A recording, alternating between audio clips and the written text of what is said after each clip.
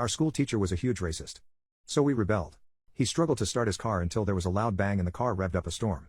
Several students laughed. Apparently, his exhaust got clogged but the clog didn't hold. Yet again, reports from the school said that the vandals will be punished. The nightmare teacher continued to blame certain students and demeaning others. By now, the local newspaper had been told about the nightmare teacher, and when the newspaper came to learn more, the school told them that it's just students picking on a teacher that they don't like. So this only ended up with a half-paged article the following week saying just that. Nothing about what was actually going on. This angered the student population more.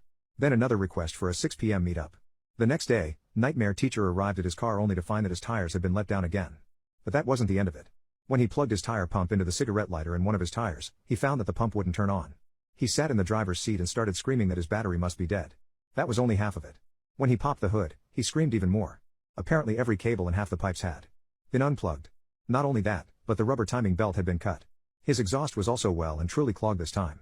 This time the main office said that the entire school has detention and no one is going home for an hour after school every day unless the vandals come forward.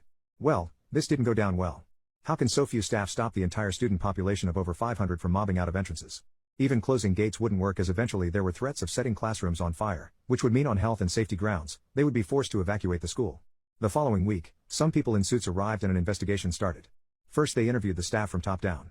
At first they were getting told that it's just students at fault, but as they moved down, the teachers started telling them what was happening. Then it was the students' turn to be interviewed. Well, they just entered random classes and asked the entire class questions.